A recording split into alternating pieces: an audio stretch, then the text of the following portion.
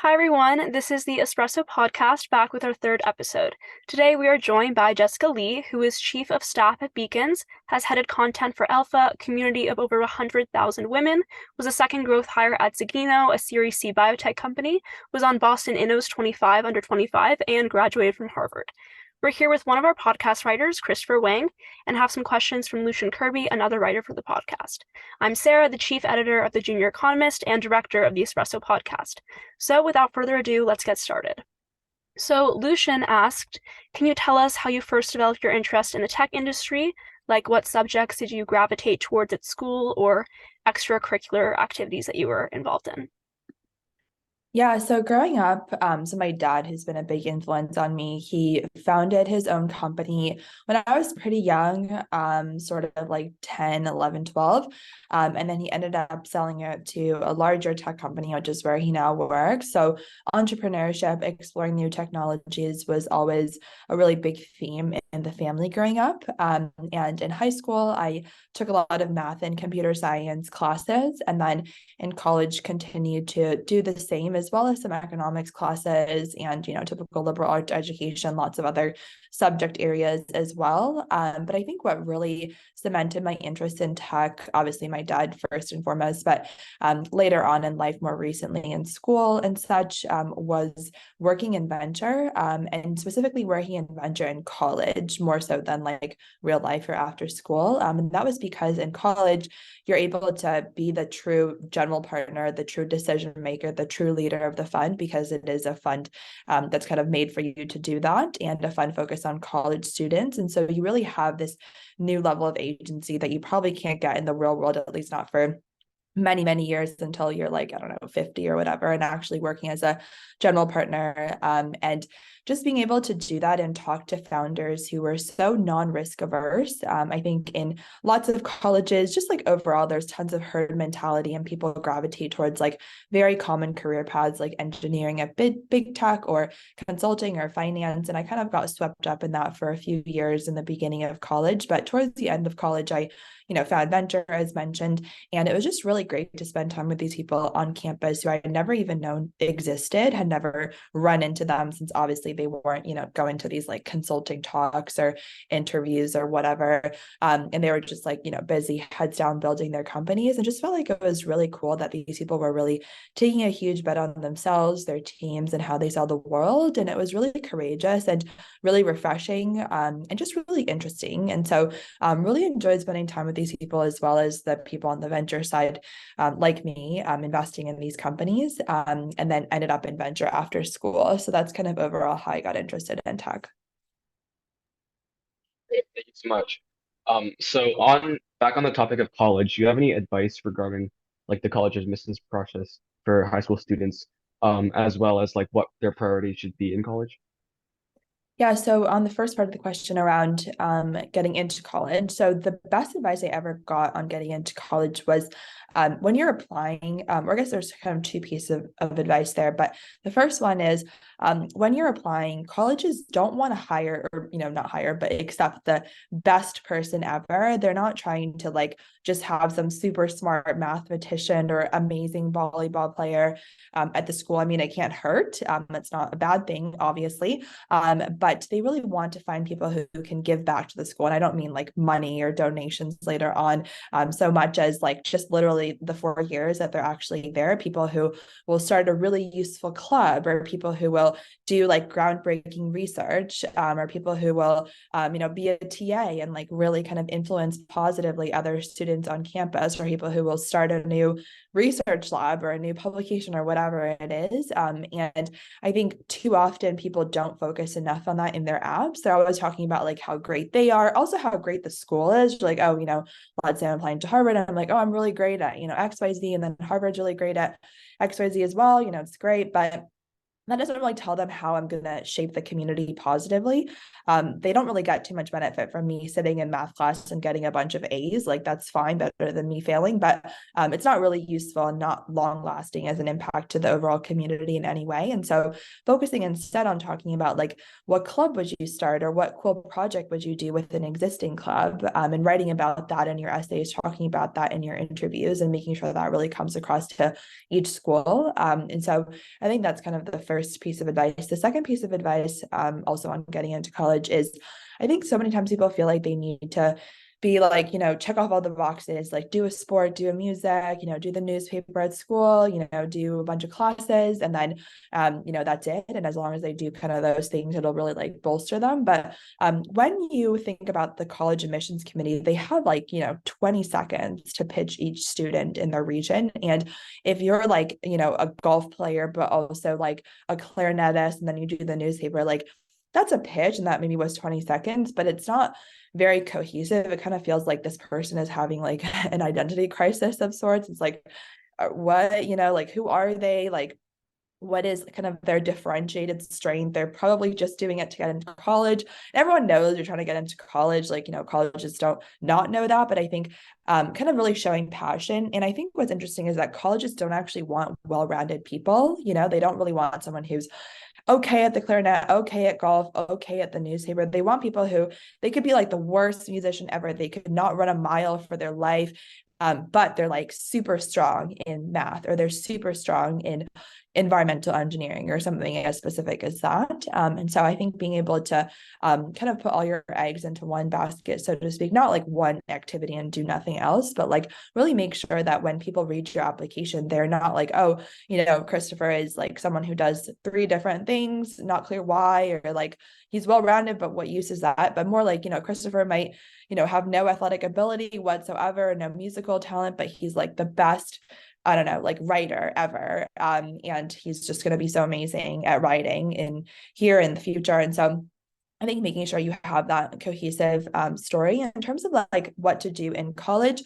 Kind of looking back, I'd say like what I not like really regret, but I think what I did wish I did less of was like the more traditional things. I think people often use the word should in their head. They're like, oh, what should I do? What is a class that I should take because it sounds good, or because it's popular, or because it's advanced? What's a student group I should be in because it looks good on resumes?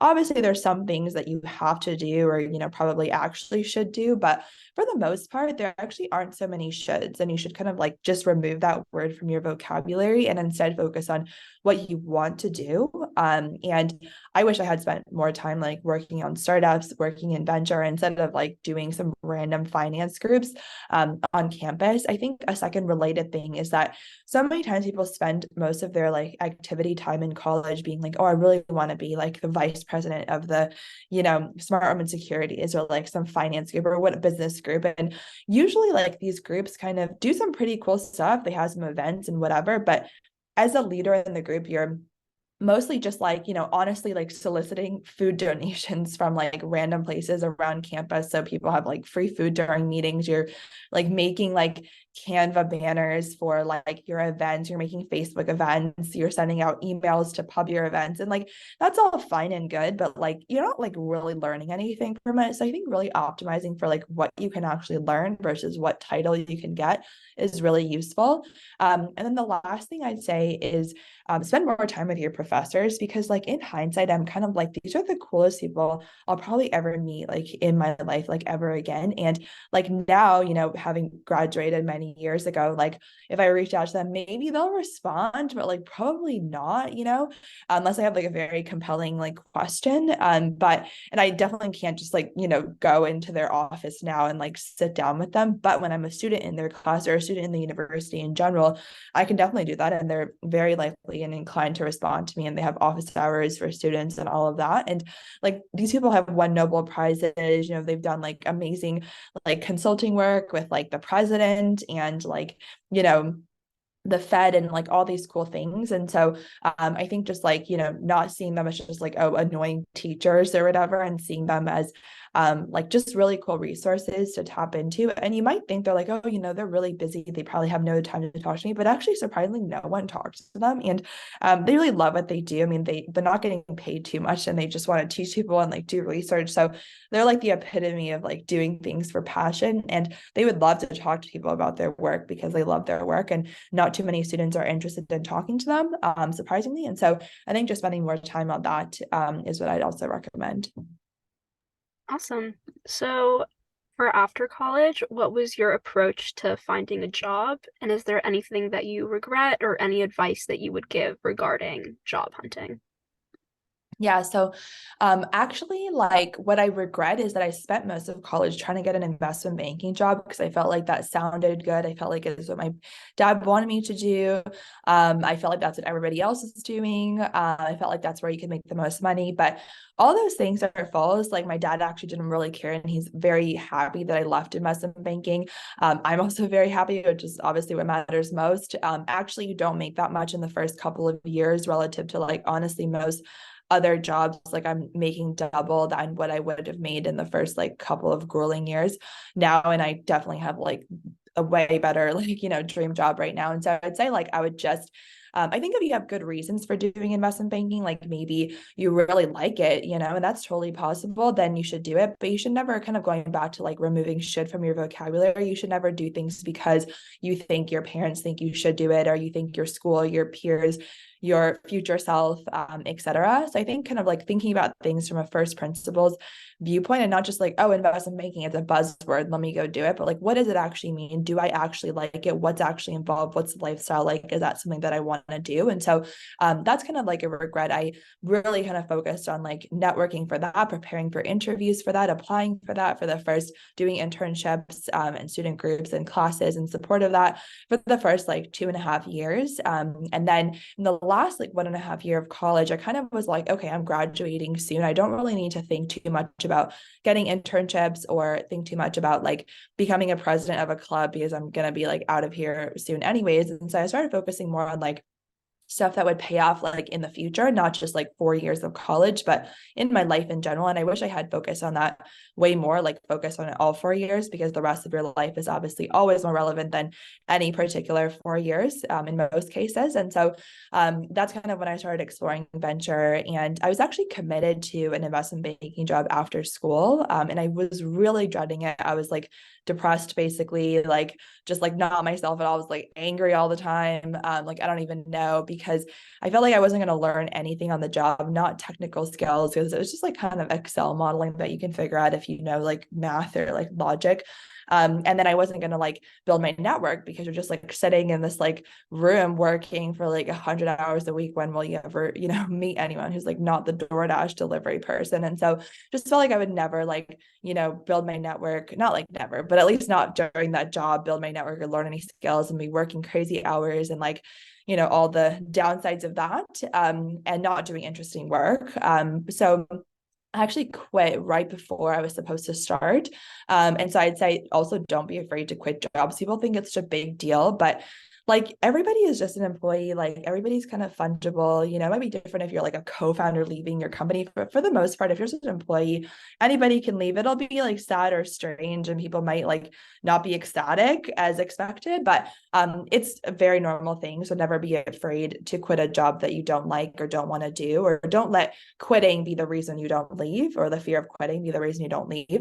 And I ended up joining this venture fund that I had actually met through another fund that I had worked at. So it was kind of like an intro from another person who I'd worked for, and ended up joining them as their first hire. And so I'd say like the lesson there is like, just like not like network, because people think networking is just like, oh, I'm going to reach out to an alum and then like talk to them for 30 minutes and ask them about their life. Like that's fine, but like networking goes a lot deeper. Like I think people always think like, oh, I'm a young person, I can't like add value to this older alum who I'm networking with, but you can actually, or at least if you offer, even if they don't take you up on it or like they don't need it at the time, just offering builds a way more symbiotic relationship. And so that was really helpful, just like building really meaningful connections through networking, not just like, oh, a 1 30-minute call where I asked for like advice or something, but offering, help for them. Like maybe I could share like a young person's perspective on their product, or I could share access to like email lists on campus when I was still at school,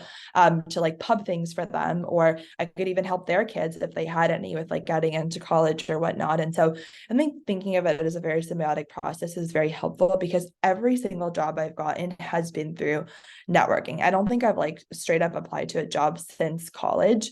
And I think in the rare instance that I decided to do that for whatever reason, I've been like it's not like gone very well, because like most times people don't even look at those applications. Like I know now, being on the other side, like we're hiring sometimes at our company, like I rarely look at kind of like random applications just come through. It's more like outbound, like I'll reach out to people or people recommend people to us. And so networking is really important, and not just like, again, those 30-minute calls, but like building a long lasting relationship, kind of checking in with them, not like, oh, hey, can you help me again, but like, hey, you mentioned your kid was trying to get into college, like here's a cool article on it, or whatever it is, like kind of continuously helping them and having this give first mentality. And then you just end up with really strong connections in your network, and really genuine ones. And so I'd say like that's the number one advice I'd give, on like how to best position yourself, for a job. And I think also like kind of like serendipity, and like you never know like what kind of comes back to you. Like right now, I think a lot of people who are kind of in my age, like mid-20s, mid-late 20s, like are having like a job crisis where they're like, oh, this isn't what I want to do. I've been working at Google for so long, but like I feel invisible. I don't feel like I've learned anything. I want to do something different. But I think for me, I actually like my job is like the best part of my life. Like my coworkers are my closest friends in SF. Like everything I do at my job, I just love, and I feel like I learn everything new every day, and everything's just very exciting. The culture is really awesome, and it all came about because in 2019 I had met this one founder, when I was an investor, and he was pitching me his company, and we didn't end up funding him, but I just stayed in touch and like helped him with different things.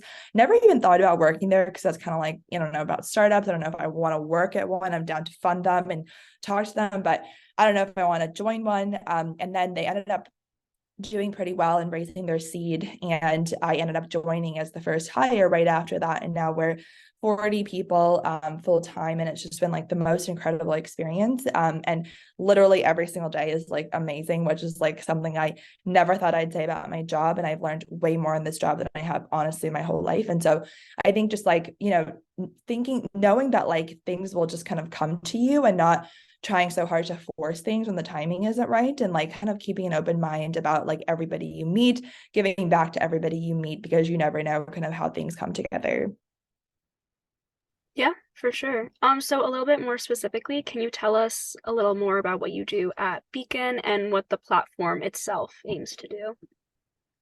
Yeah, so basically my role is kind of two parts. The first is filling in for different functions where we don't yet have a point person, and that's obviously changed as we've hired more people in the company. So in the very beginning, it was a lot of hiring because we had, no people, so a lot of recruiting and talent stuff. And then afterwards, it was more ops stuff, more finance stuff, just like laying the foundations for different things, even like something as simple as like a process for getting and understanding our financial statements each month. And so that's kind of like the first few months, first like half year almost. And then I moved more towards performance marketing, like ads on TikTok, on Instagram, on Facebook, as well as content marketing. So SEO, our organic blog, our email strategy. And then afterwards, it was more brand marketing, like our organic social channels that we post out there, updating the website, things like that. And so it's kind of changed over time, but that's kind of what I do on that front. And then the other part of my job is working with our CEO on whatever he's focused on, which is a lot of like company strategy stuff, defining that, evolving that, also like kind of getting feedback from different key teams on where they have misunderstandings, what help they need, and then also like helping with investor communications and fundraising when that's going on, and then just like thinking through things like org chart, like what makes sense, how we can restructure it, how we can help managers be better leaders, things like that. And so that's kind of what I do in terms of Beacons overall. So we started off as a link in bio company. So people probably know this, but it's kind of like, the link that you put in your bio, obviously, on Twitter, Instagram, TikTok are the main platforms where you have that option. And basically, people often have many things they want to promote in that very, expensive, not actually expensive, but very like hot real estate that's front and center on your social media account.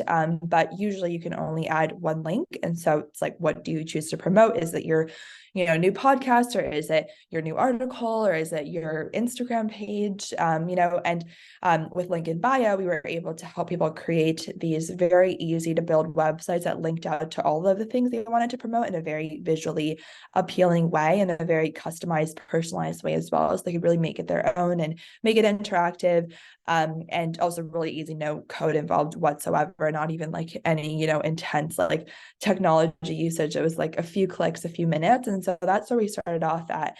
And then over time, we've built up a suite of tools for creators. So we now have an email marketing tool, a CRM, like an audience manager for your contacts. We have a link shortener. We have an income dashboard to track your revenue from brand deals and from your fans. We also have a store block where you can sell things to your fans, digital stuff as well, not just like physical goods. And then we also have like a brand deal side, so like helping creators create their media kits sent to brands using ChatGPT to help creators like write outreach emails to brands to land brand deal sponsorships. And so just like a whole suite of tools for creators that helps them holistically and comprehensively for all the things they need to do. And they're all very like easy to use, so not anything with intense setups or intense costs or intense time costs or energy costs from the user. Then we're also able to like use the data that we have on creators. Like, for example, we can help them draft a better email because we have information on what they're selling or like their fans, or what they want to promote. And so we're able to just create a much more personalized and like useful experience for creators because they're using multiple tools on our platform. So that's overall what we've been doing and what we're doing now. Yeah, so looking at your resume, you seem to be able to juggle like so many different responsibilities at once. And I was just wondering if you have any like strategies or tips when it comes to time management. Yeah, definitely. So a couple of things that have helped me is scheduling every like honestly minute of my day. And it's not like every minute I'm doing something different because that would be like crazy, but like blocking out time to do things that aren't just like synchronous meetings, and not just like, oh, let me just throw some longish looking block on my calendar to like write this article, but like the precise amount of time I know I need to write an article, which for me is like an hour because I time myself doing these things. And then if it changes, like I get faster, like I'm writing different articles or whatever, then I'll adjust the time block. But basically timing myself doing everything that I do like on a more routine basis, and then time blocking everything on my calendar from the moment I wake up. I even like time block things like doing skincare or like taking care of my dog or like walking into like Pilates, like little things, they all adds up. And so that's kind of like how I never have like a time block where I'm like, I don't know what to do, let me spend 30 minutes like on TikTok or 30 minutes like figuring out what to do, because then that's like wasted time and it all adds up if I do that multiple times a day or every single day. And so that's kind of one thing that's really useful. I think a second thing that's useful is basically like working on things that have some type of like overlap. So like I wouldn't be doing stuff that is like so different where like the context switching is just like insurmountable and I can't find any synergies. I think I want to make sure the context switching exists, but is kind of like manageable. And also there's synergies, like maybe some articles I'm writing could help the founders I'm working with. And like, not that I'm doing much of that anymore, but before when I was doing more of those things. And so that's kind of the second thing, is like ensuring there's enough like good overlap. The third thing is like having themed like periods of the day, like a morning or an evening or even like a themed day or a week, honestly, where you can really reduce that context switching. If you want to just like Sunday, you just write articles. So then you don't have to really like, context switch between articles and talking to people or whatever. And so that's kind of the third thing that I'd say has been really helpful. Yeah. Um, if you could give yourself one piece of advice from when you were in high school, what would it be? Yeah, I'd say like one thing I actually have started keeping a log of is like every single time I thought the world was ending and then it like didn't in any way whatsoever. I think a lot of times people can think like, oh, I didn't get into this college, or I got a bad grade in school, or I didn't get accepted to this club, or this friend and I like, went our separate ways, or like, whatever. And you can think that it's like the end of the world. But I think like things just change so quickly. Like I used to like be crying all the times I wasn't getting like the investment banking interviews I wanted. And now I'm like, I don't even know why I even wanted to work there. Like I'm so much further ahead, like professionally, like probably like mentally and physically. I probably would have like, I don't know, gotten like arthritis and like a blood clot, like if I stayed there. So definitely physically like a lot better because I don't have those things. And mentally I might have like actually been insane. And I'm not actually insane. And so I think just like little things that don't go your way, not like little, they can feel very big in the moment, but anything that doesn't go your way that feels like, you want to cry, and definitely, feel free to cry or like, whatever. But I think just like knowing that some things that feel like insurmountable or the end of the world or everything isn't really that when you look back, even just like a couple of years later, and things kind of all happen for a reason and all really does come together. I think the other piece of advice I would give is like, thinking about like mean reversion. I think in college, I went through this one period of time where I was just like really struggling, like in school, like, professionally, like, jobs weren't going so well, like even friendships weren't like going so well. Had like a really weird roommate situation, just like everything was really bad. And I was just like, will this ever get better? Like, will I ever get a job? Like, will anything like ever be good again? And I talked to one of my mentors and he was like, life, there's like lots of ups and downs. People get lucky, like someone who doesn't quote unquote deserve it could get a lucky break and like end up doing something amazing or whatever. But ultimately, it's about your skills. And in the long run, or even the medium term, like everything mean reverts based on your skills and the effort you put into everything. And so, even if today, tomorrow, this month, even this year is like really rough, like as long as you continue to like show up and keep putting in the work and having the right mentality and discipline and mindset, then it kind of all mean reverts to match kind of the energy that you put into the things that you're doing. Thank you. So where do you see yourself in 10 years? Yeah, I think my long-term professional goal is to be like a chief operating officer, but not like joining a later stage company or a public company, but more like growing with a company. So I think, ideally growing with this company that I'm working at now, if not like founding something else with the same people. So I think I always want to work with the same group of people and then kind of gravitate towards that part of the company. Obviously doing different things as needed, but that part of the company. And then I think maybe not necessarily in 10 years, but like at some point, want to do like more philanthropy stuff, and like helping with like ed tech and specifically teaching English as a second language students, immigrants to the US, and then also like animals as well. And so I'd say like wanting to spend a lot of my time on those two things. How can JEC members prepare now for a future career in business or finance?